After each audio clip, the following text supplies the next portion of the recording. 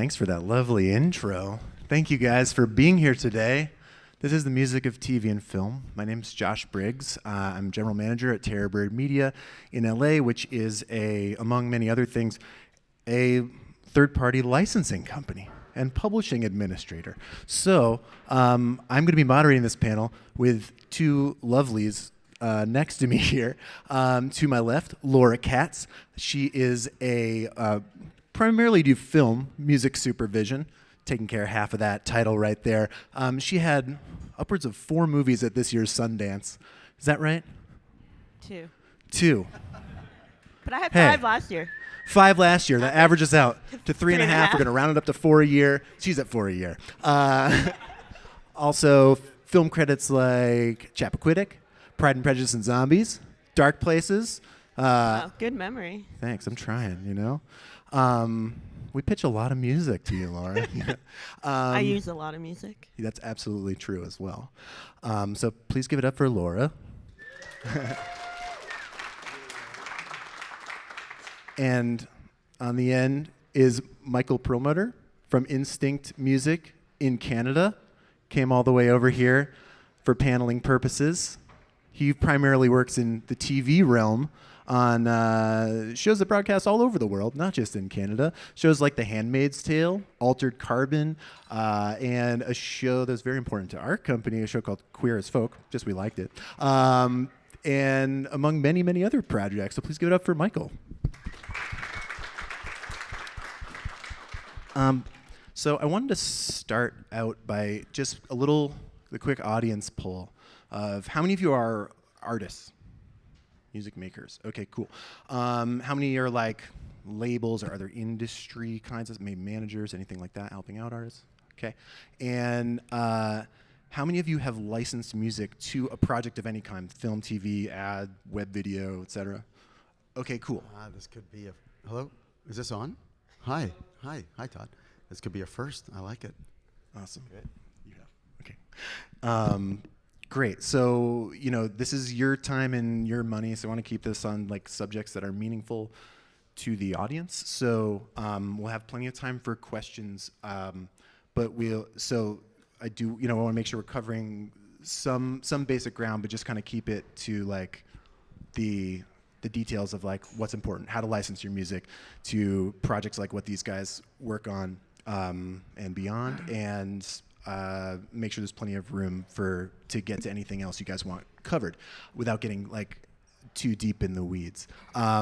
So just to start, you guys obviously both work on like different kinds of projects, and you both have worked on different levels of projects with maybe different budgets, different, where you're maybe brought in at different points. But like typically, where do you guys come in the process of a project being created? Is it like, script stage? Is it during production? Is it in post? Like, where are you coming in? Okay. On film, it really depends on what the filmmakers want. Mm-hmm. I would say on average it's in post during director's cut, but sometimes it's script, especially if they have on-camera music.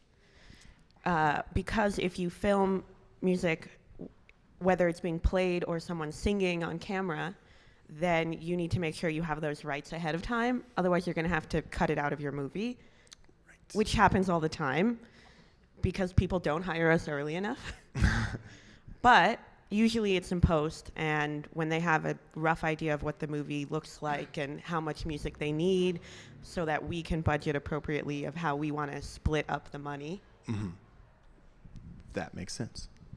I'm from Toronto. I don't know if anyone's been here, but I'm very happy to be in Boise. I think it's called Boise, right? Good, right. I got it right. Pandering to the locals. I like know, it. I'm a local. I'm very, very thrilled to be here. One of the, other than wanting to be here, one of the main reasons I'm here is just to hijack the conversation for a second. I'm working on a TV show called Spinning Out, and Spinning Out is based in Hockley, Idaho, which is I believe a fictional town. I looked it up to see if there was a Hockley. I don't think there's a Hockley here. Is that right? Well, we're going to make one. But it's the series is shooting in Toronto, And we'll talk about that a little bit later, but I'm very much looking forward to meeting and seeing and hearing a lot of talent from Idaho and the surrounding states. So there you go. We come in at various levels of production. It could be pre-production, it could be during, it could be post. I've come in on movies where it's done and locked and we have 2 months and we have to find 12 songs and basically you just drop everything you're doing, which is other clients. I've come in with 3 weeks. 3 weeks. This is like Name That Tune. I can do that film in 3 weeks. I can do that film in 2 weeks. In TV, we're usually there before they start shooting. What we do typically is we want to be there beforehand because we want to get a bunch of songs into the editor's hands as they're on the treadmill of editing TV series and episodes over a 6-month period.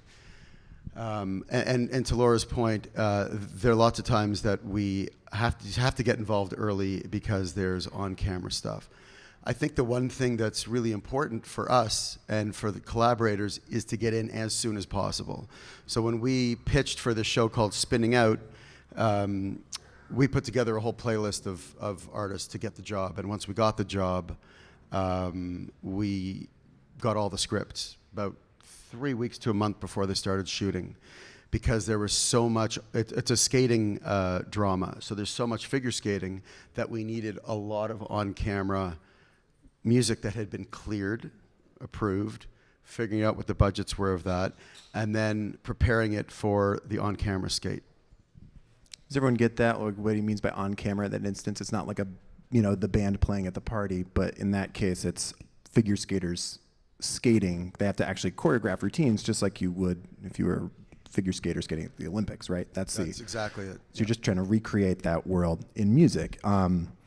In general, I mean, that's really the job of a music supervisor, right? Is to find licensing at its core, right? Is really like the square peg in a round hole thing. You're taking pre-existing music and trying to fit it to a scene that in many cases already exists, or that you're going to kind of form the two around each other.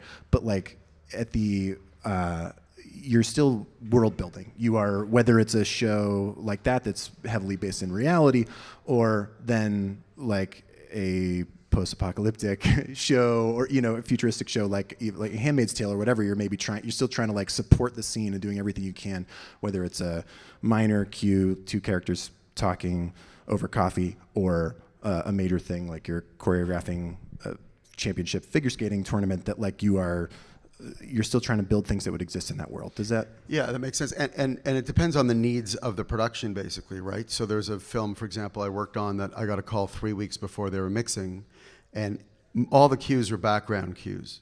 So the editor had placed the directors had placed these songs all in the background. So it wasn't anything that was specifically like a montage where it's edited specifically to the beats and synchronized to certain cuts of the edit. So in that case, 3 weeks was not a long time, but luckily there were independent bands and they were easy to contact and they were easy to license from. So in that case, it was okay. But if you've got, we got a call the other day about a film that's shooting and they want to have, I think it's maybe a karaoke scene with a Lady Gaga song. And I think they shoot in 3 weeks. So I don't know if we're working on that or not. It was a conversation that a colleague of mine had with the director. And but if there are any filmmakers in the audience, don't do that. Just come to us. Come to a supervisor much earlier. Just say a karaoke scene. If it's got to be karaoke, you can figure it out together, right? Because any license, you got to license 2 things, right? You have to license the master recording and the underlying composition, the actual song. So even in that case, even with karaoke, and you're not using the Lady Gaga song that you hear on the radio, you're using the karaoke master recording.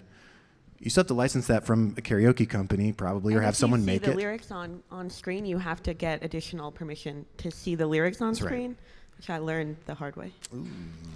Which is probably what you might see like something blurred out, or maybe you never see the back of that karaoke monitor if they're coming in early enough to actually cut around that, right? If it's already been shot, you might not have a choice. And it's like, well, now you doubly effed yourself. We can't cut away from that. We have to just go license this thing. And then oftentimes the publisher who controls the composition or the master owner they're aware of that fact, and they know that you're kind of between a rock and a hard place. And so Well, we try not to tell them.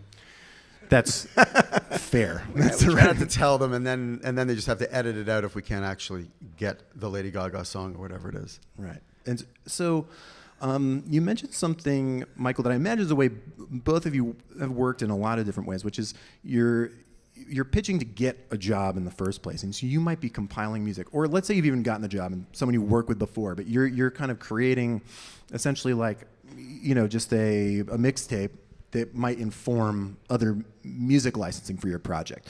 And you're just pulling stuff, right? You're just saying, you're saying this is what I think might fit in this film or this show. Like, how are you building? Are you reaching out to people at that point to get ideas even at that stage, or is that likely coming from your own mind or your teams? I don't do that often, mostly because the projects I work on are very tightly budgeted, and directors have a hard time understanding when things are just reference. And I don't really ever want them to get anything we can't afford. And so from the beginning, if I send anything, I've at least had a few conversations to understand ballpark what we're looking at financially. Except in the rare occasion where we're looking to maybe get an original song or something that isn't already pre-existing in one way or another, then I'll say, what about this artist? What about this artist? I haven't checked anything yet. Let's just have a creative conversation. But usually, if I'm sending anything to the director or producer, I've checked a little bit first. Okay. And so, all right, so that answers that question for me. Michael, do you work any different? Do you ever pulling ideas? Like, how often are you pulling those initial ideas from, say, like what you pulled together to get the spinning out job to then actually try to license into the program? Or are you waiting to see what comes out the creative? That's a good question. I think it really depends on the job, but 90% of the time, our budgets in my lovely country, which is Canada, are not very high. So we know that we can't put, 4 Kings of Leon songs and 3 Radiohead songs and 14, Built to Spill songs in there. So we have to be very, very cautious and really look at a budget properly to understand that if you have X amount of dollars, you might be able to afford a song that's a little bit more expensive than, let's say, an independent artist whose hopefully songs won't be as expensive, even though we'd love to give you as much money as possible, independent artists. Sometimes it's just not possible. So when we pitched, for example, for the show Spinning Out, it was a little bit of everything, and it was just to give kind of a sonic palette of what we thought the show could sound like. But there's everything in there. It was everything from, I did a little bit of research and put Analette in there, I put Hill Folk Noir in there, I put Built to Spill in there. We put a bunch of other artists that were big artists, more popular artists, but it's just to get a vibe now. Having said that, this show has a little bit more money than most of the shows that we work on. So we took some of those and we did send it. Don't tell Terrorbird any of that. We did take some of those songs and actually pitch them. But we hadn't seen all the scripts yet. We had seen one script. So once we see the scripts, and then once we knew all of the music that we had to provide for the on-camera skating, that took up some of the budget. So now we have to work almost backwards a little bit, which is fine. But it really, it depends. For films, sometimes you have, well, you said you have 3 weeks or a month. Some films have 6 months to a year. So you can really play with it. I worked on a film 7 years ago. I got the film, and he said, we have 3 months, and I have $10,000, but I'd like a Bjork song, and I would like a Bebo Gilberto song, and I said, it's really nice to want, and it's really nice to like, but here's the reality of the situation. So we went and spent $110,000 because he went and raised more money, and it was great because I got him the Bjork song, and we put in I think it was I found a Grimes song. It was her first placement ever, and a few others. So if you can convince the director or the producer that if music is that important to your show and your storytelling, you need a little bit more money. However, which we can talk about. Yeah. At some point, the value of your copyrights, unfortunately, have kind of been devalued a bit. Now, there's a few other industry folks in the audience, and they can speak up at any time. but sometimes you can license Not any stuff. time, but You can license stuff for $20,000. You can license stuff for $1,000, and a lot of people like to license. The producers like to license the $1,000 or $2,000 songs, but we can get into that later. yeah. That's a philosophical conversation. Yes, that is. I did want to. I mean, that's kind of part of the premise of this panel is like, because I think we can all agree it's sort of a golden age for content, right? Like the projects these guys are working on are, there's more opportunity even for indie films to get distribution. Netflix, Hulu, Amazon, even now, like, Facebook, Snapchat, AT&T, et cetera, are all looking for original content for the internet, and they're putting money behind it. They're putting a lot of money into production, and unfortunately, some money, and in some cases, a lot of money into music. But like, that's the question. It's like, is it a golden age for you as rights holders? And I do think that is, like, that's sort of a question mark. But I do want to talk a little bit about budgets in general right now, like, and just sort of the team around you, how you work, because I think that's important for you guys in the audience making music or trying to get your music licensed as independents. Like, the concept of gatekeepers, and really like who is, because I always feel like you guys have them too, right? How often do you have the last word in music in a project? I'll have the last word on this one. Go ahead. Almost never. Okay. Who does? You might more often than I do.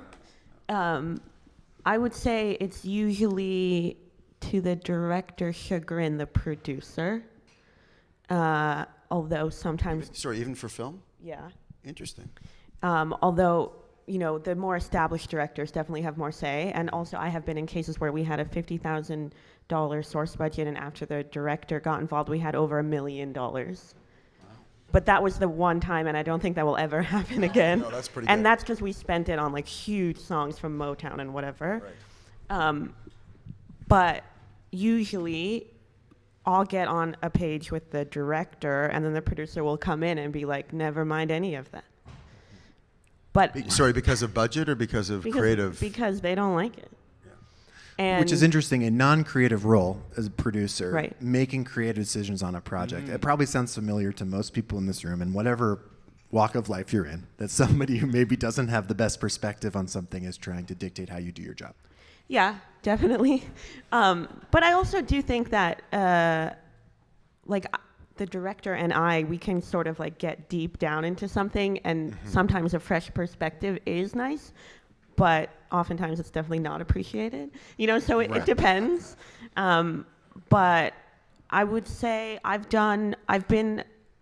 did licensing before I was supervising, and between those I've done around 75 movies. And I would say on 5 of them, my decisions mattered a lot, which is a very small percentage. And I did one video game where basically I was just like, I like this song. And they were like, okay, cool. And that was the best experience of my life. Right, like that's the dream. That's what everyone thinks being a music supervisor is. It's just like, oh yeah, I love. Basically, you think it's just like DJ for movies, right? Or like making mixtapes. And actually, on that project too, basically everything I've said so far was not true. Like, I got to go through my own personal music taste collection and say like, oh, this is what I think we should use, and I think we should spend this much money on it. And they were just like, okay. Because it's also like a fraction of what they spent on like. And it was amazing, and the bands were like so appreciative. Like, one of them said they got to tour Europe on the money that I licensed the one song for, which I never get to say in indie film ever. Yeah.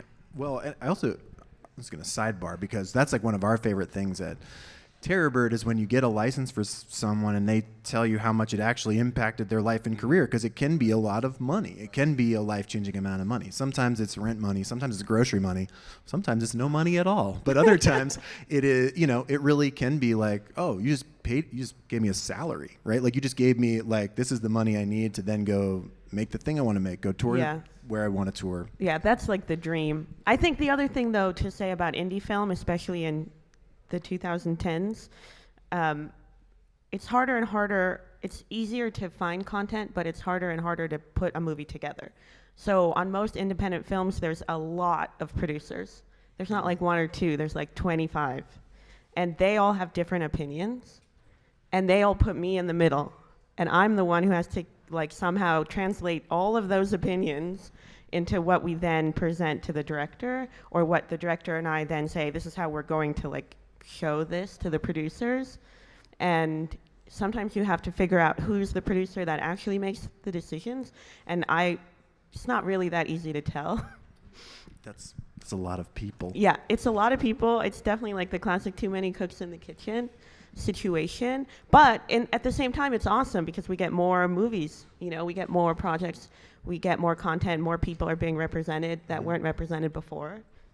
But it's a pros and cons. So a couple things very interesting about your producer. In any film that I've worked on, it's been the director. It's always been the director. It's there. They may have been the writer also, so they have this vision of what they want sonically the film to sound like. So I've never. The producer might come in and say, "Sorry, we can't afford that." That's about it. That's from my vantage point. For TV, because directors come in and out of TV, they do one director might do a block of 2 episodes and then go to the edit suite and do what they call a director's cut of that, and then they're gone. So the producer, the creative producer of a TV show, is the consistent creative person that I deal with. So when we pitch songs, it's usually I'm dealing with the editors or the creative producer.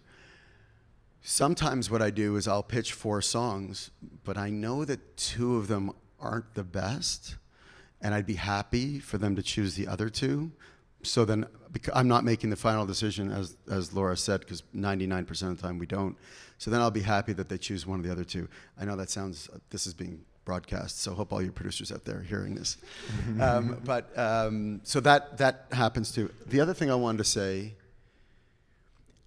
maybe 25% of a music supervisor's job, and I'll talk personally, Laura can add to it, maybe 25% of my job is creative. There are still 24 hours in the day, and it still takes many hours to find the right song, but there's 1,000 other things that go on when you're managing a project, or you have meetings, or you go to the edit suite, or you sit in a spotting session where you watch an episode or you watch the film and you find out where music's going. There's tons of administration, and then there's problem solving and negotiating. So I find it's 25%. I might even say 20%, but I don't know how you feel about that. So many conference calls. A lot of calls, a lot of people asking 1,000 questions. I find it more on a film, even in the TV show. I'm working on a film now that's shooting in Montreal, and the director is also the producer. He's also going to be the editor. I think he's even in the film. It's insane, and he's an insanely smart cat. The film is called Dreamland, and I think it's going to be quite good. It's about the opioid crisis. In case it comes out later this year, you can all go see it. And he is involved in every single decision, down to probably what kind of coffee I'm going to have tomorrow. And I actually really appreciate that, because he is so invested. I think he's invested some of his own money, and maybe that's why he's so invested. But he's so invested in every minute detail. And I actually like working with that kind of a challenge. And I like working with that kind of challenge with artists who are very detailed in how they produce their music and how they present their music to us or to the world. You guys both, I think I just want to pivot this slightly to what you guys were talking about right there. Is also then, so okay, 25% of your job's creative. There's a lot of hands in the pie for approvals. Budgets are all over the map. They might even shift mid-project. How do you find music in the first place? Right, because like we said, if you've got to license 2 things, you've got to license a recording, usually owned by a record label, license a composition, sometimes controlled by a publisher. Maybe you're going to a licensing company or whatever. How often are you? What licensing company? I've heard Terrorbird's pretty good. Okay. Pretty. Just saying. I don't want to. Yeah. There's Terrorbird.com. But how often are you going to?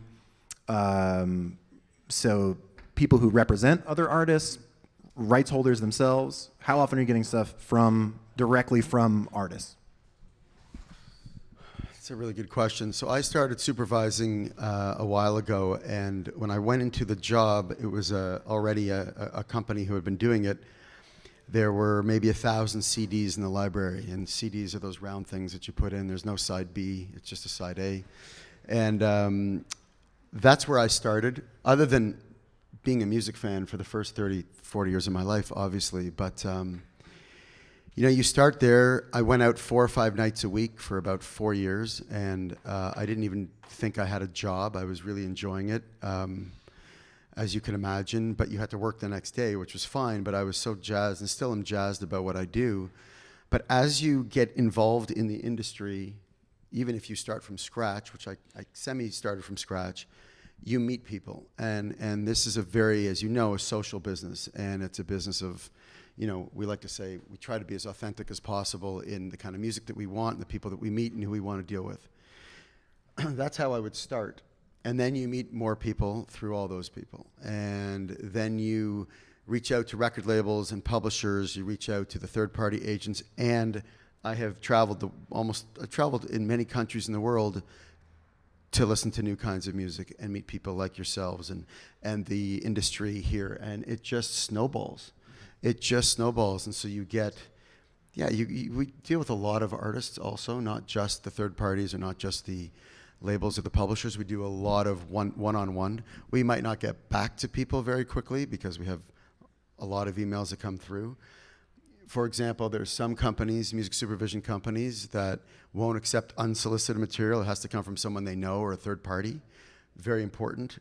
We take everything and anything because, as I once was told, you never know who's going to walk in your door. It could be your new best friend, your wife, your partner, your business partner, the greatest signing that you've ever had if you're with a label. Your like worst to talk to everybody, enemy? or your worst enemy. But you have to keep them closer, right? So you never know. Do you and like more like specific senses? What do you like if does it change based on the project, or like how are you seeking out music? You need a song for whether it's a skating competition or if it's for, you know, soldiers in Afghanistan to be listening to inside their Humvee. Like, who are you reaching out to get like that music, or how are you seeking that out? For some projects, I do have an email list where I have all my trusted licensors, which are usually pitch companies like yourself. And then for some projects where I know exactly what I want and I know exactly what I have to spend for it, and I know bands personally, then I'll reach out to them. If they don't have people working with them, because I don't want to deal with them and then have to redo the whole process with their licensors. But I think it really does depend on the project, and everything he said I agree with. That's good. Nice. The first. And sometimes I don't even know where I was going with that. There's a couple other things. Firstly, there's a thing called Spotify, which is amazing, or Apple Music, or whatever you use. There's also SoundCloud, and so if I'm, for example, get a SoundCloud link from somebody and I listen to it, I'm like, that's pretty good. They have this recommended kind of section, right, where you start listening to 1,000 other artists out there, and it just snowballs from that. And then you find out that one artist, that independent, is on a small label in Romania, and then you are introduced to that label. Or, for example, I'm coming here and I'm going to meet some artists, hopefully, or labels or whatever, and that will allow me to meet a lot of other people. So it's word of mouth. It goes forever. We're lucky in this industry now with I don't know if we're lucky or not lucky, but it's a blessing and a curse sometimes. The internet is an incredible source of music. Before the internet, we would have, songs faxed to us type of thing. So we'd have, stacks of 300-400 CDs a week that you'd have to get through. And jamming. I've broken a couple of players, as we all have.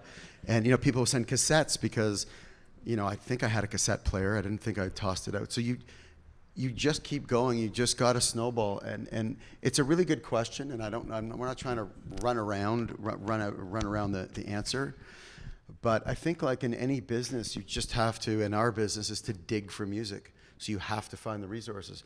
So for you guys, for people living in Idaho or wherever, if you're an independent artist, sometimes the pitch agents are really, really good route. I mean, there's many of them. There's probably only one here. But there's many of them, and you've got to reach out to folks who might have a roster that's similar or different.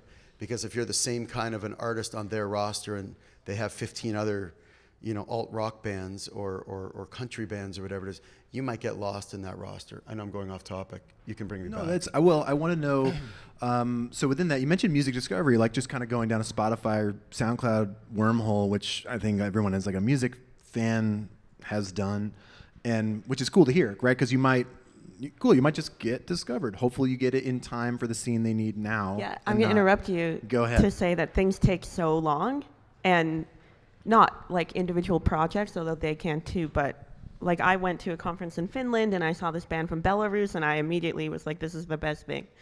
It wasn't in English. I had no idea what they were saying, but it was amazing. And I'm like, but I'll never be able to use this. But I put it in a movie 4 years later. Comes out today, Hotel Mumbai. And so that can happen. It's just like, I think we're patient as music supervisors. And if artists are patient too, it just, if we love your music, doesn't mean we have a project that it works for. But I think we'll keep it in our minds, and if that project shows up, we'll remember you. Right, and I think every music supervisor has some. They have their own methods for cataloging stuff and whatever else. Quick sidebar, and just say that also means make sure your contact information is somewhere available on the internet, right? If you're completely independent, make sure there is, even if it's just info at band name or your band name at Gmail, whatever. Make sure there's some way for them to contact you if they like something. If you're sending music to a music supervisor who does collect unsolicited submissions, make sure you're sending your music in a file format that retains metadata so that you can put your contact information in there as well. Like, it's very important so that they know, like, yeah, when it circles back. I can't tell you how awesome that is to even hear as a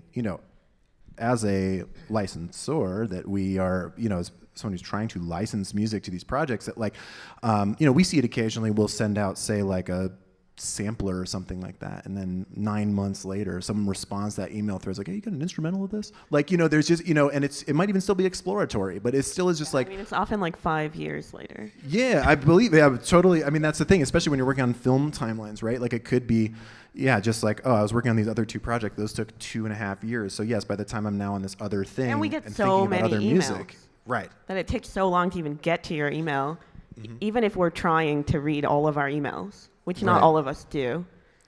Yeah. But I do try.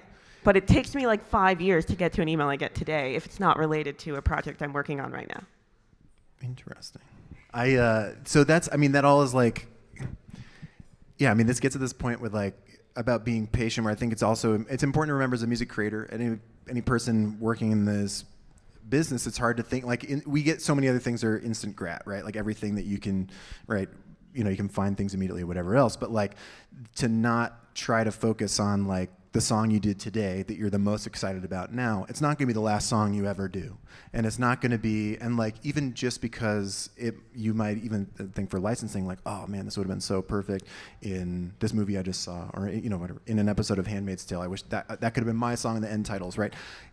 To know that, like, well, next season might come around, it might switch directions completely. They might like something you put out 5 years ago. They might not get around to your song for 2 years. I do think it's it's just like an important lesson, but that it all matters and is all sort of part of that same piece. And I think one of the things is that really good music, which is very subjective, so that's another panel or conversation you can have at night, but about the goodness of music. I think that's actually the listening panel on Saturday at 3:30 right here.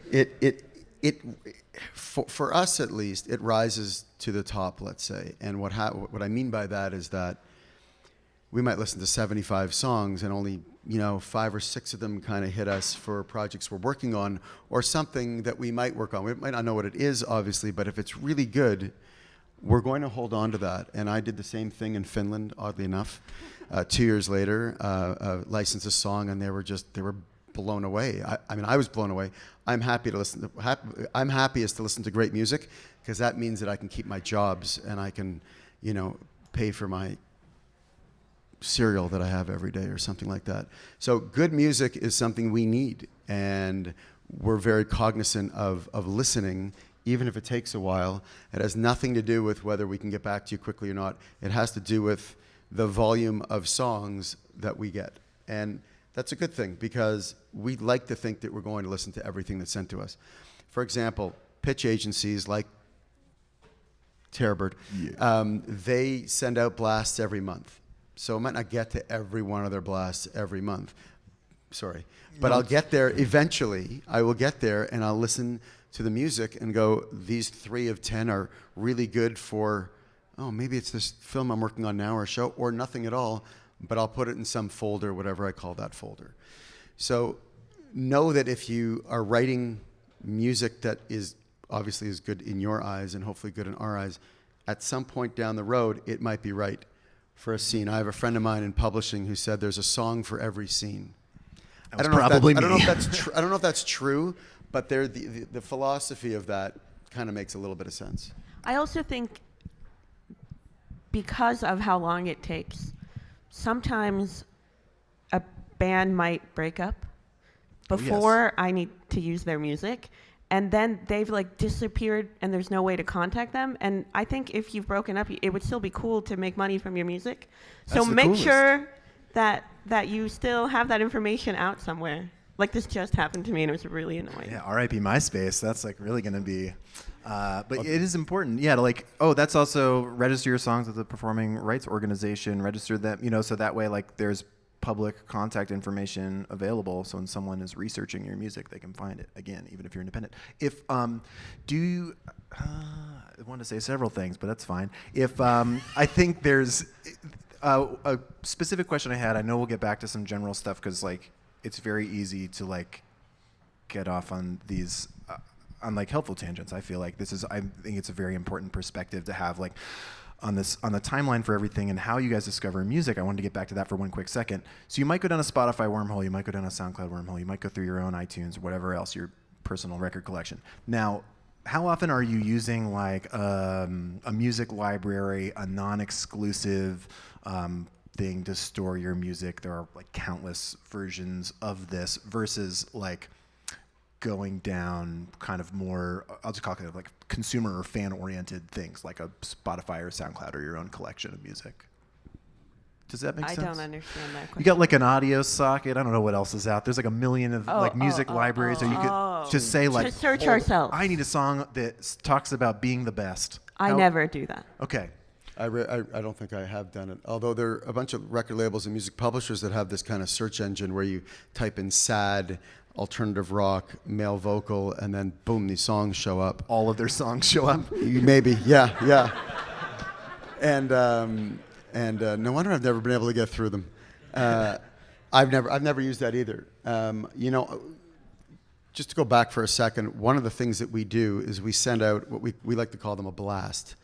And the blast is for the show Spinning Out, for example, the skating show I was talking about, we would send out an email to 200-300 sources, whether they're labels, third-party pitch agencies, independent artists, a music publishers association, anybody and everybody we think would have some music for our show. And in that blast is a nicely typed out description of what we're looking for, budget parameters, style, maybe obviously a synopsis of the series, the kinds of songs we're looking for, whether this kind of emotional song or a breakdown song or a relationship song, etc. So then we get a pile of emails back. So that's one way if you get on a supervisor's radar. Some of them do those blasts. I don't know if you do. We don't do them a ton because then we would get a cajillion songs and then we could never listen to anything. But sometimes we do. It is important if you get one of those emails, if you do manage to get on one of those lists for anybody, that you are following the directions, right? If someone has, like Laura is like literally a pioneer, along with Lauren from Terrorbird, they basically created metadata standards for the Guild of Music Supervisors, which is a professional organization of which Michael is also, what's your title for the Canadian Guild? It starts with a P. President? Yeah. The Prez. But the Prime Minister. like He's the Prime Minister us, of the Guild of Music Supervisors. There are 23 of us in Canada, and we're very, very proud to be supervisors. So it's very, they talk literally, like there are meetings, there are events, there are newsletters, there are all these things. And, so it is important if someone is telling you like, I want music delivered like this. I need you to make sure that you include, X, Y, or Z. I don't want more than 5 songs.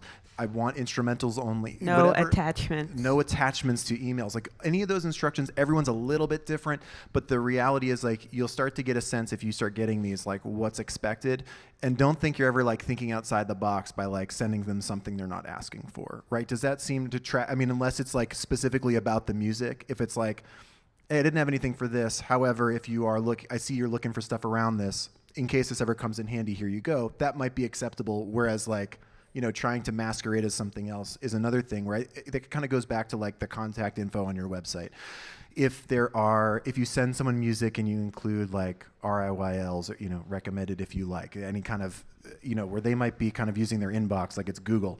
Like if you put that I'm a rapper from Boise, right? Boise, that you will, that you make sure that that's in there and that it's real. It's like, because it's fun that maybe for your press release to be like kind of cute about stuff, but I think it's much more important to be accurate and informative when you realize like the kinds of timelines these guys are on. They might not get this stuff for months or years, literally. So like if you're just trying to get on their radar and trying to get stuff in there or get your music used ever, that it's important to kind of also be like factual and to the point.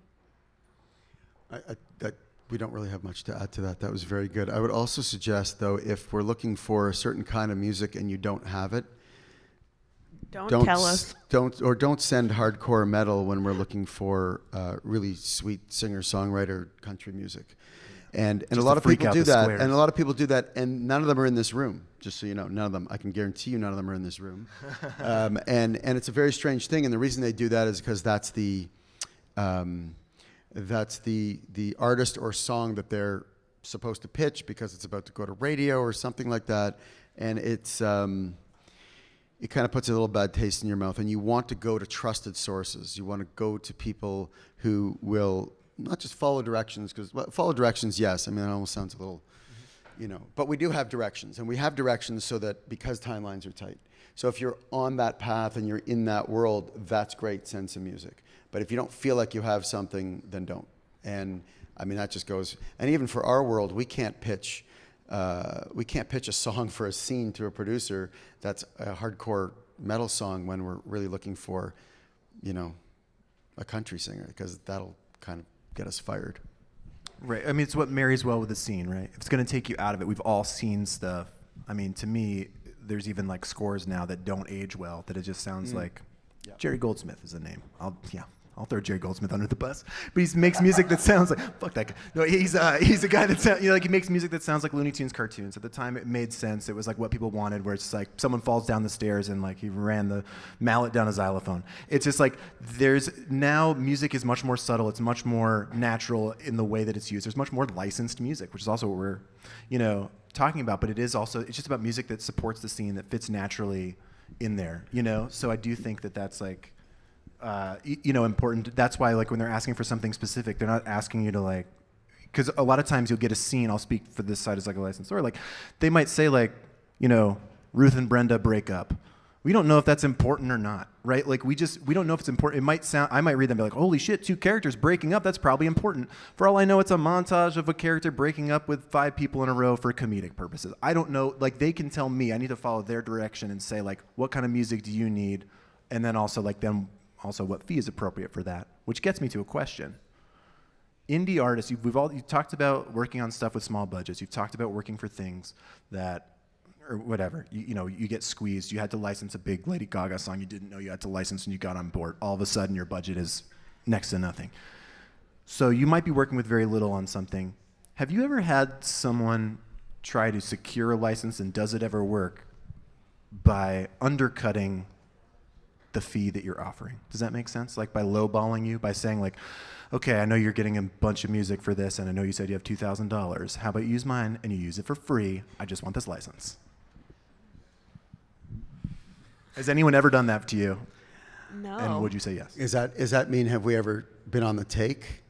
No, I don't think so. I mean, because I just no, think, I know that's another part of that potentially. I mean, I do want to make sure. I don't think that would. I mean, I think it's like a bad approach. I would never. I'm just saying, I don't think it's like an unethical thing to do. I could see someone trying to think of that as like, oh, this is how I'm going to like get in there, is by telling you could use all my music for nothing. You just tell, you know, like whatever. Like, let me Or next to. Here's my thought about that. When we want a song, we want a song. It's not that another song, because it's cheaper, is going to be better. It's not. It's going to be what it is. And if we can negotiate a deal for the song we want, for the budget that we have, we'll do that. If someone's offering a package deal to use 3 or 4 songs for X amount of dollars, we might not like the other songs, so we can't really do that. You know, maybe that might work when you walk into the Gap and you can get a pair of socks, pair of underwear, and jeans. We kind of all need that. I mean, I do. There might be a couple people that Shopping don't. spree. So I've never done that. I mean, there might be there's certain projects that might. I'm thinking of a documentary film, for example, that may want to use all Universal artists. It's about artists from 20 years ago.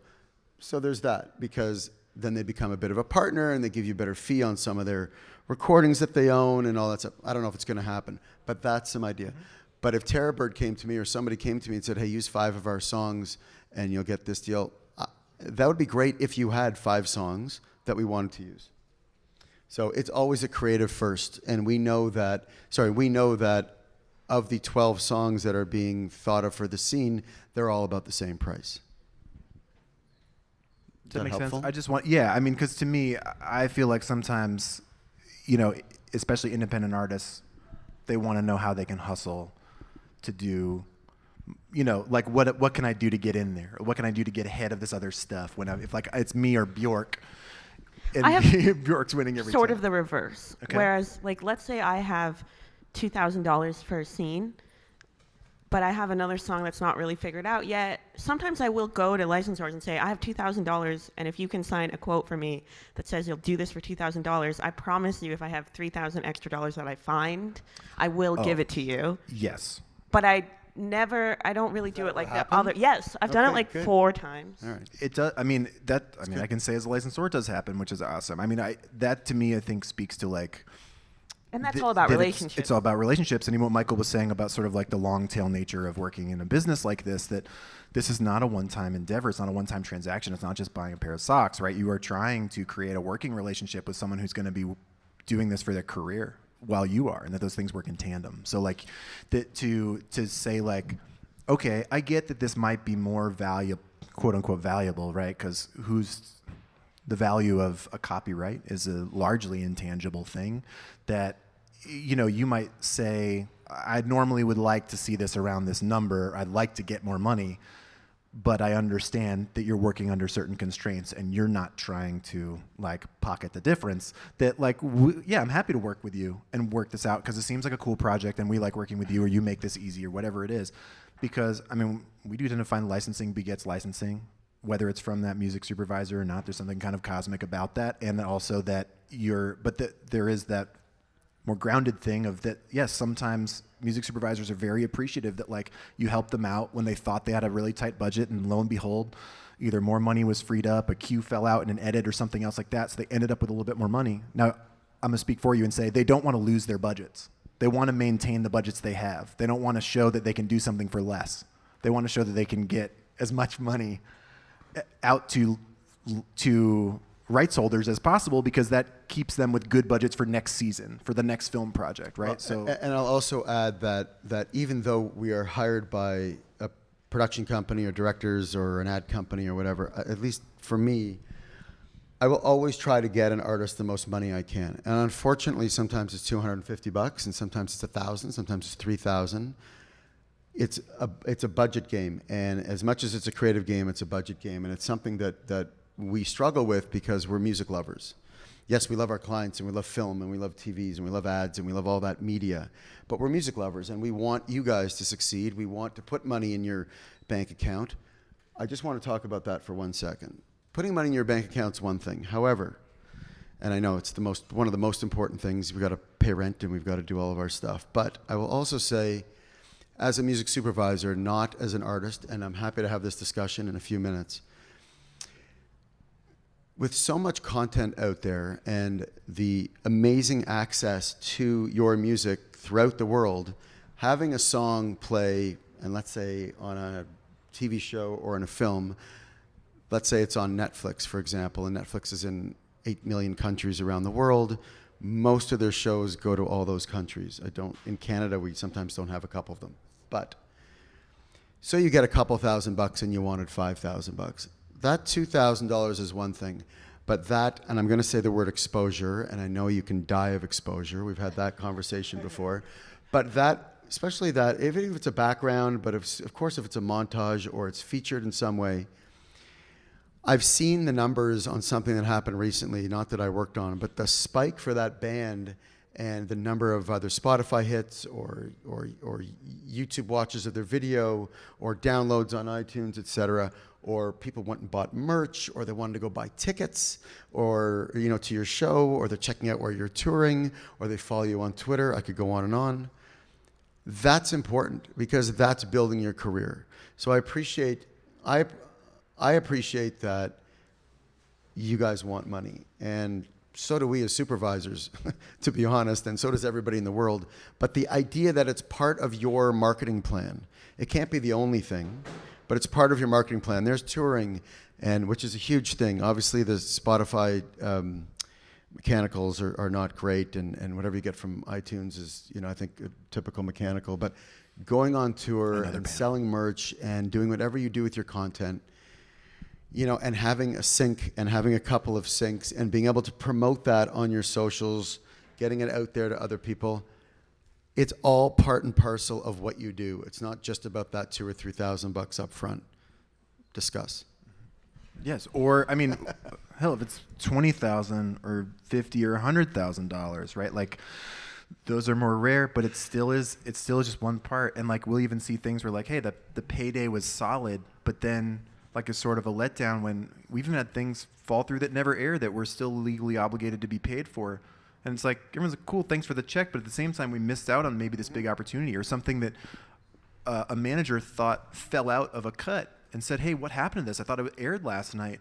And we go back and listen to the show, and it was so deep in the background that you had to put on headphones to hear it. So like, they still got paid, but the fact is no one's ever going to Shazam that song. It's not going to be that thing that like puts them over the top. So like I don't mean to say that and to make it sound like it's flying in the face of what Michael says, because I want to put that as like I want to like block quote that and put it on our website. But I think that there's that exposure can, from these things can be real. And the biggest thing that Michael said that I completely agree with is that it's one piece of your marketing mix. It's not a lottery ticket. It's just something that it's not a winning lottery ticket. It's just something that it's a lottery ticket. It's got to play to win, right? That's right. You got to be in it to win it. And this panel brought to you by the Idaho Lotto. There's a lot of. The big thing is it's just one piece of everything else you do. It's not going to be the be-all, end-all. It can be, but it is all part of that larger piece. And it's always important to remember, and especially when it gets into sort of like, the haggle of value, right? Like even a placement on one episode of a show, even if you could have back-to-back 30-second featured vocal placements on 2 episodes of Riverdale, and they might pay entirely different rates. And that has nothing to do with you or your copyrights, maybe. It could just be a function of their budget for that episode, so on and so forth. There's a lot of factors that go into it. I think the important thing to remember is that like, this is not a combative relationship, not between us as a third party and our music supervisors, and certainly not between our clients or any artists or labels or whatever, and the music supervisors. And some people treat it like that. They treat it like a sport. They treat it like they're out there actively trying to undercut you, or like they're pocketing this money that they don't pay you. And that's just not the case. It is about working together to create the best product that's going to get them maybe an Emmy, or maybe get them their next job, or I think it's an important thing to bear that in mind. Well, music is our resource. So without the music, we wouldn't have a job, right? So right. We need you, but we also live this incredible lifestyle. I've always felt privileged to be a music supervisor, to be around creative people all the time, and to be around incredible musicians and incredible other people within that world. And I think that's. I think you're right. We don't look at it as we're here to negotiate. We have to, but we're here to help everybody else out. We're here to help the production out, us out, you out, the other people out, the label out, the third party, all that kind of stuff. I want to just mention one thing. We worked on a TV show called Degrassi. I don't know if anyone watched it, but we worked on it for about 10 or 12 years. I can't remember. And we did The something. middle seasons. Pardon me? That's the middle seasons. It feels like it's been on for a long time. 35 years. We did the last 12 or something. But we did something that I had a thought one day. I was like, you know what? I want to see what happens with these songs that have been placed in Degrassi, which were in 190 countries before it hit Netflix. Like, forget Netflix for a second. Last couple seasons were there. So we reached out to about 25 independent artists, and we said, can you do me a favor? Here's when your episode's airing. For the next 2 months, track some stuff. Track your downloads, track your, I think Spotify was around, I don't remember. Track your YouTube hits, track your merch, track your Twitter feed, all that stuff. We got the metrics back, and they just ballooned. It was incredible over those 2 months. Now, the other interesting thing is that a lot of the episodes had not even aired in Australia or Germany or England yet. It was really the US and Canada. I think they were kind of day and day. And so it works. It helps. And like you said, it's a part. It's a part. And it can be very big. We've had the artists get gold records out of syncs. We've had, artists have their, those metrics jump by hundreds of percentage points overnight, literally, from that connection that you can now much more easily make between what you're watching and what you're listening to. I would like to open it up to questions, if you can. There's a microphone we got. If anybody has any questions, raise your hand and we'll get you the microphone and wait till you have the mic. Don't be shy. We're here. Uh-oh. Except for you. Oh, boy. Get ready. All right, good. One of the more interesting parts for me in this conversation as a music supervisor was you guys talking about the producer's role and maybe their feedback. And I did wonder immediately whether it might be a cultural thing, Michael, if you're working on mainly Canadian productions, or a money thing, if it's indie versus studio. Do you talk amongst yourselves, see if there's a difference? I was just very keen to know that. Well, all my projects are indie projects, so I feel like that's backwards of what I might expect in terms of producer involvement. You expect it to be I'd bigger expect cluster studio, at the studio. Yeah. It probably is, though, and it's just more than it is for me. But it's the same. I gather there might be a little more red tape in Los Angeles. We don't have big studios. We have E1. We have, there's going to be another one I'm going to forget at the moment, and I apologize to whoever it is. But what we're finding is that we have a lot of co-productions. So a lot of the shows that I'm working on really are coming from the States, but they come to Canada because the tax credits are amazing. The dollar's like at $1.30 at the moment. Back when I did Queer as Folk was at $1.56, which was insane. And the crew and the post-production teams have had 20, 30 years now of experience and are now world-class. So they can do everything in Canada. So in a couple of shows that I'm working on, TV shows now that I'm working on, the budgets are much bigger in terms of music licensing. The Canadian TV series, and I'm talking Canadian TV series, so Handmaid's Tale might seem like a Canadian TV series, and it kind of is because it's shot there, but it's really an American world coming to Canada to co-produce, and that had a little bit of money. But a Canadian TV series like a Degrassi, like there's a TV show called Private Eyes that we work on. Jason Priestley's the lead. It's 3 seasons in. They have challenging budgets, and Private Eyes had a very challenging budget, and they know it, so I can say it out loud. And we're always trying to get a little bit more money. So they'll give us $6,000 or $7,000 an episode, but we have to put 10 songs in there. We're not sure how to do that, but we figure it out somehow. So culturally, yes, in that way. We don't have to place Canadian songs necessarily. I love the Canadian music scene, so I'm a little biased. Doesn't mean I'm not going to place Idaho music, don't worry. But we don't necessarily have to. Sometimes there's a bit of a spend issue, which is a whole tax thing, which we won't get into. I don't know if it's the same, and it's probably not the same in Los Angeles, but I would say there's much less red tape because there's, again, a lot of independent or Canadian-centric stuff, and they just don't budget a lot of money for music, and I'm going to call it a fight that I've been having for 20 years that really kind of hasn't changed a lot. Yeah, I think maybe it's just treated as a post-production role in a sense where it's just like they would treat any of the other production elements. Yeah, I think a lot of producers count on music to save their movie instead of thinking of it as like, this is an integral part of my movie. Mm-hmm. And a lot of producers are awesome, and they care about music and they budget for it appropriately, but I would say like 50% don't.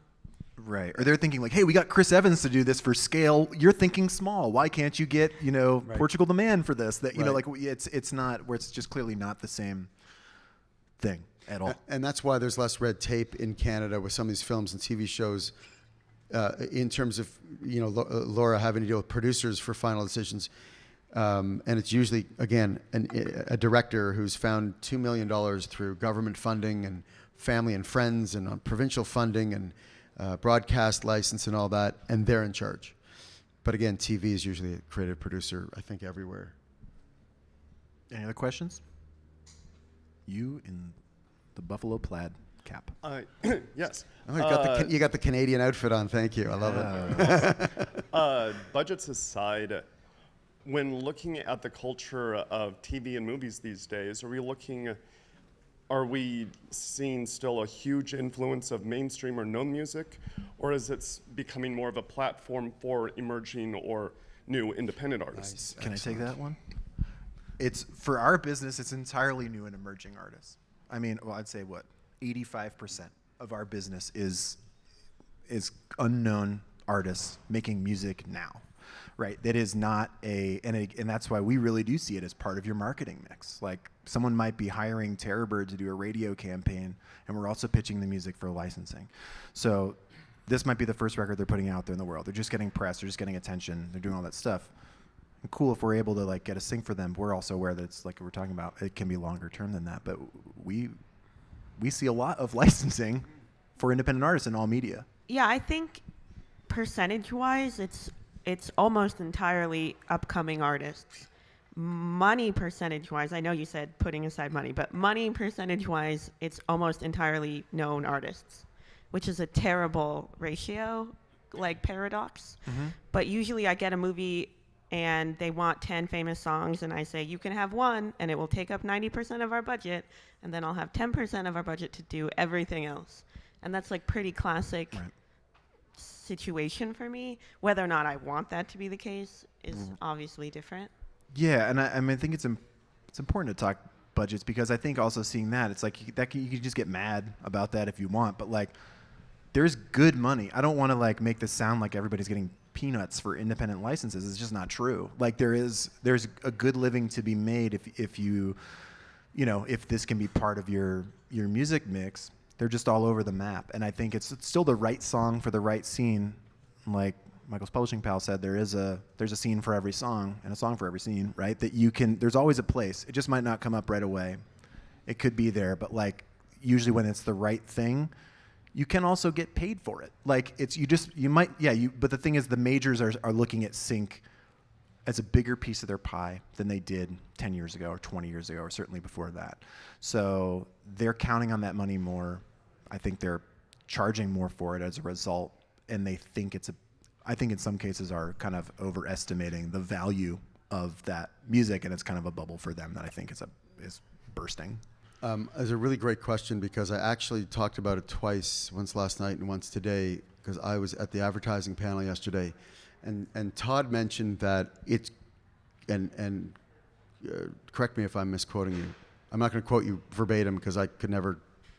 Your English command of your English language is so good, but when they're looking for a campaign for a song for a campaign, they want a band to maybe have some followers or have a little bit of a buzz, let's say.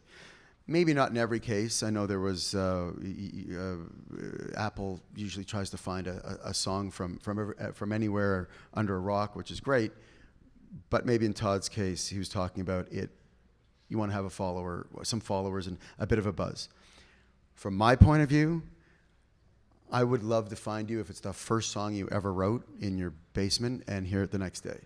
We couldn't care less about any of that. What we care about is the production, the lyric, the vocal, the theme, how well it's constructed, how good it sounds, how it fits, the specific tempo, and the list goes on. So you could have 5 followers, and hopefully you'll have 105,000 followers 10 days later after it airs. So yes, emerging artists is something that we love. It's also what directors and producers love. They love that idea of going, oh, we're going to use that song and it's never been used before. Oh, this is great. Can we get it for $50? No, we're actually going to pay them a proper amount of money for that use. I don't care who they are, pay them what we can.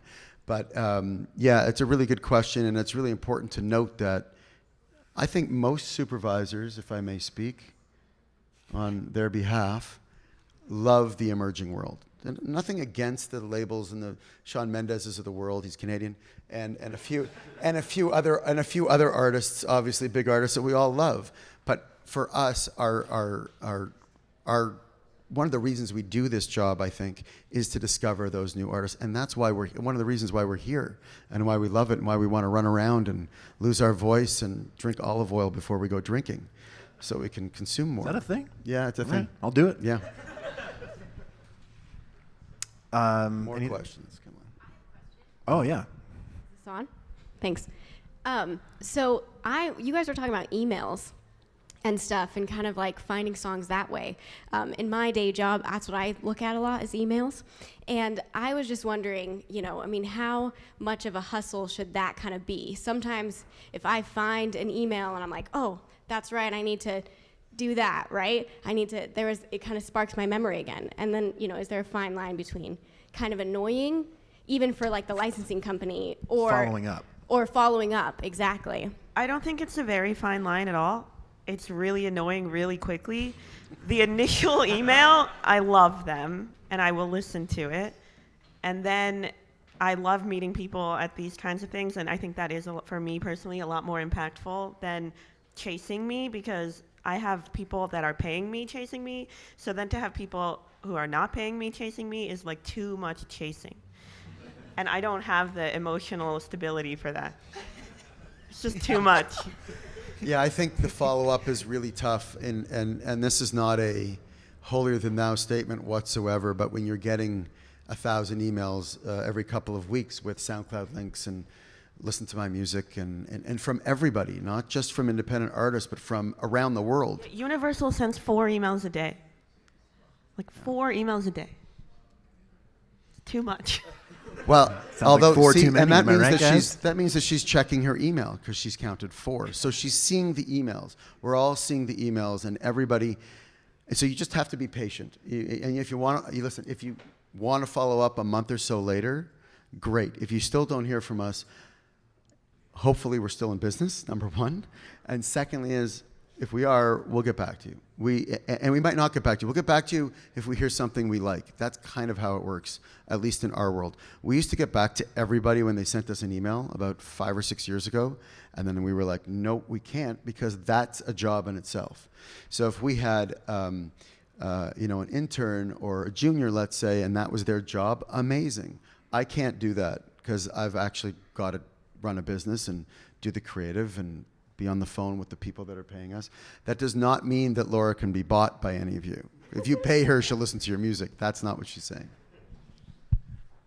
I wish you had said that. That would have been so cool. We didn't chat about a master and a sync for the folks who had never licensed before, like the Folks who have never licensed, nitty-gritty. the real. Do you want a little I think we should do a little quick something. hit on that? That like. What it is, what is the licensing? What is the license? Okay, it's any audiovisual. I guess we could have done this in minute 0, but there, a license, right, is taking something that exists, a copyright. Anytime you have an audiovisual medium that is marrying music with picture, you need to license that music. So you're paying for 2 copyrights. In the U.S., it's performing arts copyright is the song, the composition, right? It's owned by you, the songwriter, unless you assign that right to a publisher or a third party.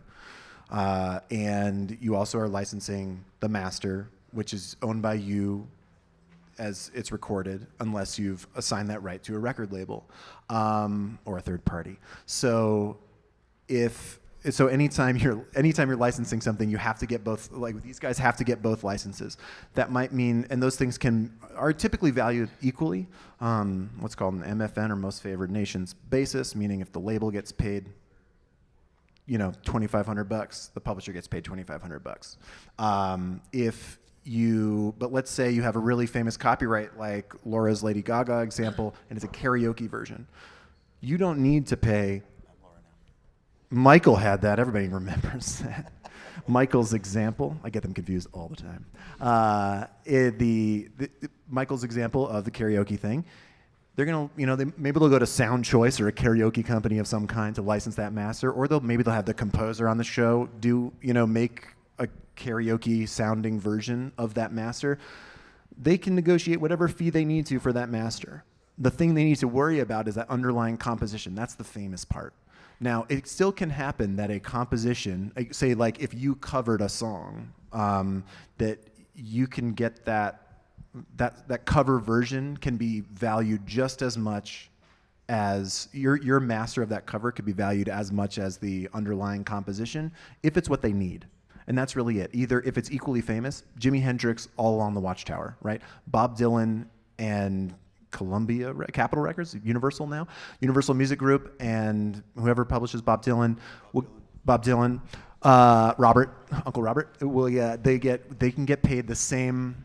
They'll likely get the same fee, right? That would be an MFN thing. Even a new version, if it's just like you need a super cool modern sounding version of a Hall & Oates song, then you might be able to do it because it's what they need for that, especially in the ad world. We did that.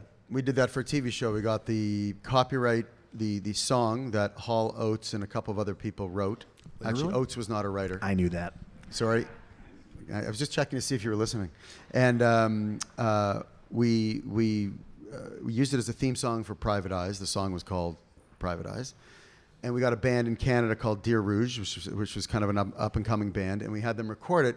Didn't cost us as much because nobody kind of knows the band. Cost us a bit of money to have the publishing rights for the theme song. And the other thing before we get kicked off the stage, I can see... Oh, we're not getting kicked off yet? If you co-write a song with somebody... If you co-write a song with somebody and you pitch it to any supervisor, ensure that writer is going to be okay with, number one, you pitching it, and that maybe you can either act on their behalf or at least let them know that when an offer comes in, that you can accept it. I would, unless you're not talking to the writer anymore, that's a bit of an issue. And it can be a huge issue, and it's a huge issue in our world with famous songs that you would know. There's litigation, you just can't license the song, period. Even if you had $500,000, it's like, no, because they're going to think it's worth $5 million. And they haven't been agreeing for years, so why would they agree on this? Also, do not put samples in your music. If you want to, go for it, but they may never get licensed. We did that for a TV show called Queer as Folk. Very first episode, the editors put a song in, and that happens sometimes. And I'm listening to it, I'm like, it's a Michael Jackson sample, 100%. Well, everybody loved it. The network loved it, the producers loved it, everybody. So we went out and we got the sample cleared, but it certainly cost them about double what they thought it was going to cost them. But then they gave us $7 million over 5 years to license music, so that was okay. They had money. They had some money. And it was a music-heavy show, so they realized that. That's important to note even with things that if you don't think you can get away with it. So like I'm talking about copyrights before as far as what you're licensing. Keep in mind a license, a song existing in a TV show or film, that's a derivative work in the same way that a remix is a derivative work, in the same way that putting a sample in your song is a derivative work. You're utilizing someone else's copyright, whether that's the picture that's owned by a studio and your song, right? That's the agreement you're making. Or someone else's recording and composition within the body of your own recording and composition. Doesn't matter if you think it is like no one's going to know what it is or it's obscure enough or whatever. Really just don't do it. Is kind of, if you want to license your music for film and TV, especially as like an up and coming artist, it's not worth it. You're better off recreating those sounds as best you can than including a sample. I would also just add that when you do license a song, 99.999% of the time it's non-exclusive, which means that if Laura licenses it on a Tuesday and I call you on Thursday and I want the same song, I can use it. That's not going to happen because I'd like to think I'm not going to license the same song as somebody else. It happens. It's hard to get away from it sometimes, but the idea is that 6 months later, a year later, you can license it. Different for advertising, but ask Todd, or maybe you can tell them. This seems like a good time to also plug. Hopefully you guys went to the music and advertising panel. There's also a song specifically about writing music for trailers tomorrow. It's here at 11. Is that right? Cool. And then also back here at 3:30 tomorrow is a listening panel at 3:30. 3:30. Pretty sure it's 3:30. Check your schedules. Was Ask that 2 Eric. minutes? He did a peace sign +1. 3. It's at 3. Thank you. Killer, come here at 3. Don't come late, guys. Come on. Any other questions? Ooh, yeah. So I know that the conversation has mostly been about licensing songs. My question is, if you, as music supervisors, are also involved in the selection of scene composers who are actually scoring what's going on the screen, and what is that like, and what are you looking for? Yeah. Yes. And All the time? On every project or most projects? I would say 70% of the time. And then maybe 70% of that 70% I'm involved creatively and not just negotiating with the agent of the composer the director wanted. Got it. And what was your second part of that question? What do you look for, and what's it like? Oh, what do I look for? I mean, I think it really depends. Score depends so much on the project, as it should, because it is so intertwined with the picture. And it also really depends on what kind of director you're working with and what kind of composer the director works well with, because I think there are a lot of different types of people in those worlds. So there isn't really a way to answer that question. It is just like what is right for the right project. And I think in a lot of I'm working on a lot of like upper level indie films. So for better or worse, they care a lot about credits. But it's always fun when someone's willing to take a chance and we're basing it just on music. But I would say that only happens like 25% of the time. So, and you're mostly probably going to composer agents to get those folks, and these are seasoned film composers. You're Right. rarely probably asking. I mean, sometimes, we'll want a band. I really hate this phrase, but a band sound for the score, which like means nothing. Yeah. But I know what producers want when they say that, which is kind of like a singer-songwriter-y acoustic score. Oh, interesting. And then we might pair a band with a more seasoned composer, Okay. so that you can trust that they'll be able to deliver, but you'll get the sound you want. Mm-hmm. But it's complicated. Okay. And what about, I mean, I think even like there's probably a lot of bands who they might make ambient music or instrumental music that see their music as very cinematic and feel like I'm already scoring a movie that's in my head. How do they get in? Well, I think to that score? the thing about that's really tricky is the key point of your sentence was you're scoring the movie in your head, but when you're a score composer, you're scoring the director's movie, not your movie, and that can be really hard for some artists to understand, where their creative opinion, no matter how correct it is subordinate to the director's opinion. And the director has that title for a reason. I mean, which is just as true for our creative opinions as music supervisors. But I think if you want to get into that, then, look for those indie filmmakers near you. Also, I think college films, those filmmakers go on a lot of times to be important filmmakers. And, just get in there where you can. And also, I think sometimes doing original compositions, like one-offs, individual cues or individual tracks is a good way to start.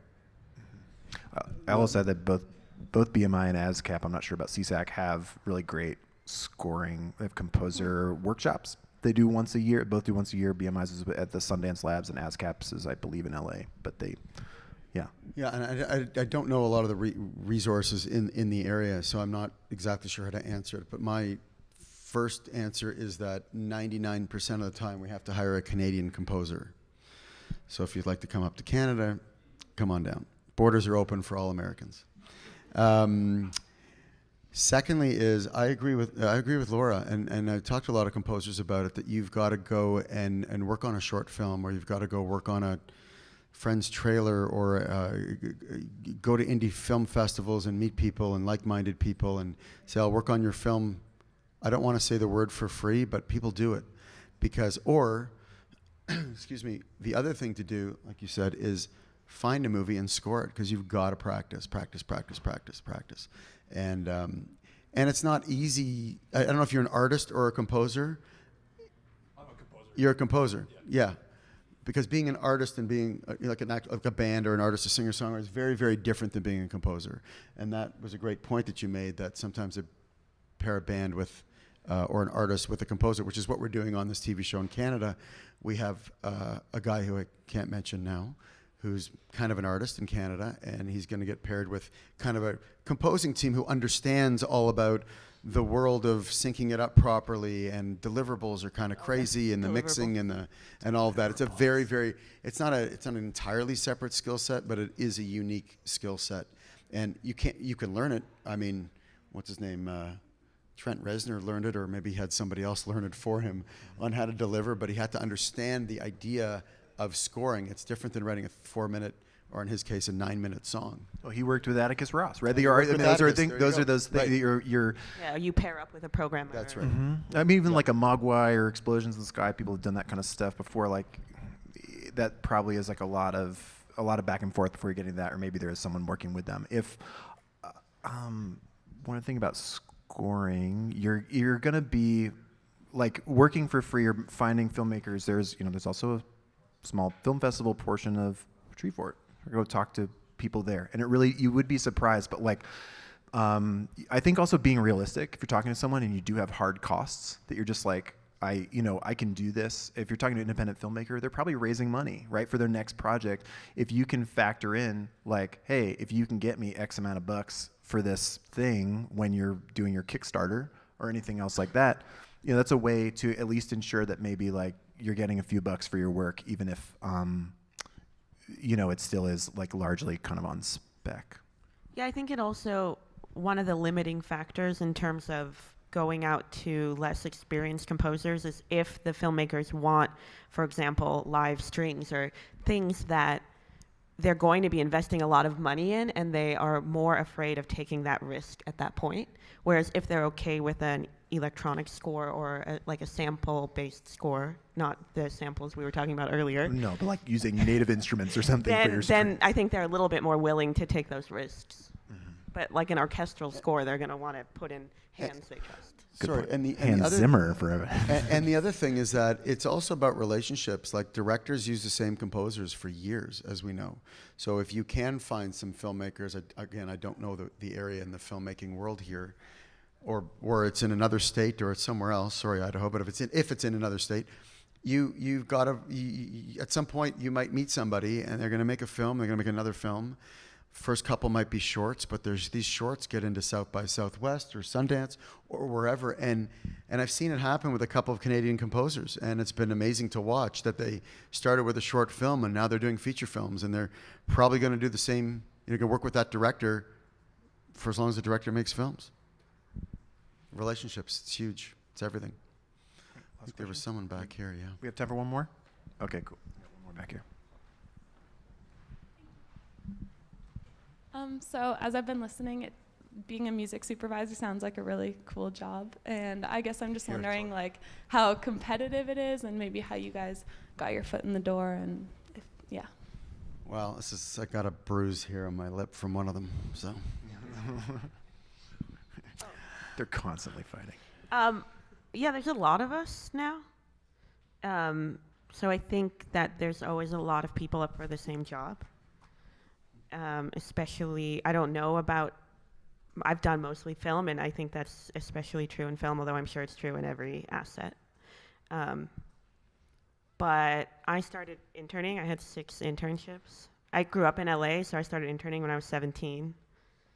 And yeah, you just, paying your dues and working a lot. Eventually, hopefully it works out.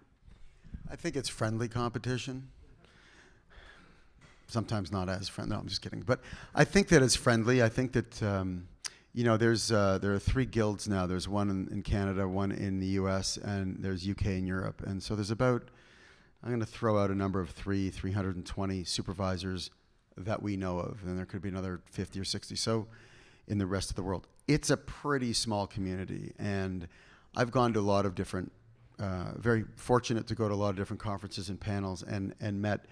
There's not a music supervisor that I did not like, and I'm happy to say that. And I think that we're music lovers, and we love what we're doing, and we're part of the creative process. And like I said before, we get to meet everybody, and we can share stories. Yes, there's going to be competition. There's 23 of us in Canada, and 2 of those 23 work with me, so there's 3 of us, and we do a ton of projects. And that's great, and we're always up against somebody else for various shows. And then sometimes it's just a relationship that I've built over the last 20 years, and they keep coming back to me. And I don't go poach somebody else's relationships. I just won't do that. It's not worth it. I know that we have a good thing going. I don't need to do that.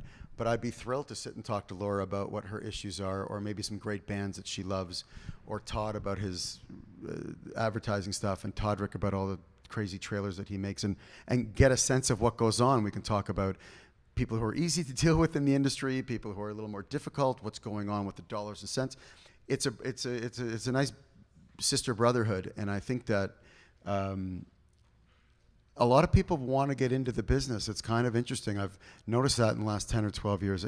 I must get 3 or 4 emails a month. How do I become a music supervisor? Do I just listen to music? And as you can sense here, no, that's just not the way it goes. You can listen to music, but it's not everything.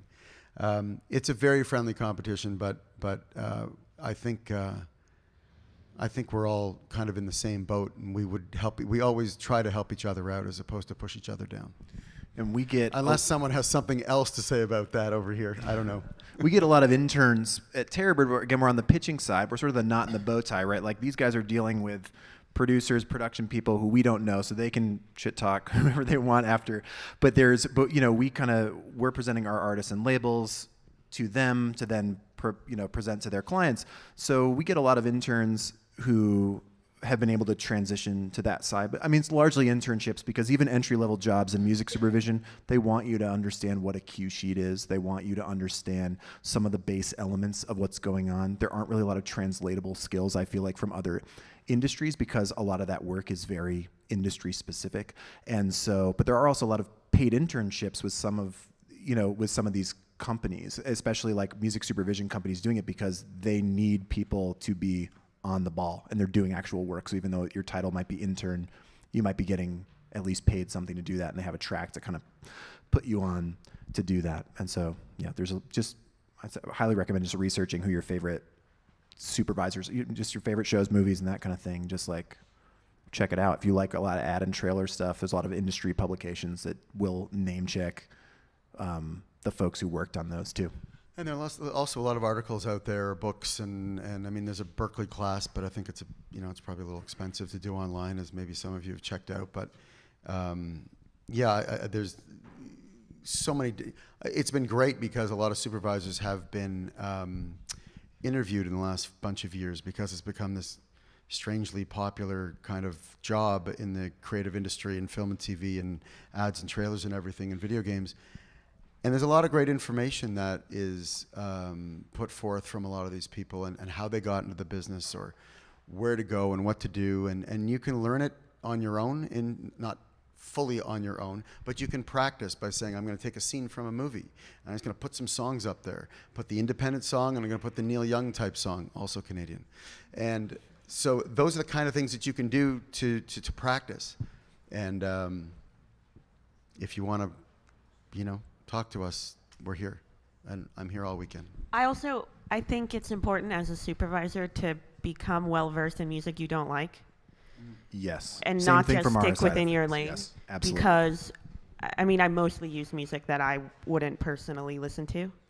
I like it all. Like, it's all at a quality I respect, but it's not necessarily like my favorite kind of music. And that's important. And to be able to learn how to discern quality within genres you don't like is important too. Yeah, you have to respect it. it's it's a big thing. It's like making sure that it's of quality and being able to understand that. Thanks everybody for your time today and being really attentive and awesome. And thanks again to Laura and Michael. If you please give it up for them. Thank you, Josh. Thank you, Josh. And then thanks again to Treefort for having us. So again, tomorrow, 11 a.m. trailer music, 3:30 is music listening. 3 o'clock, guys, come at 3. Come at 2:30. Jeez. But hopefully we'll see you then. We'll see you around.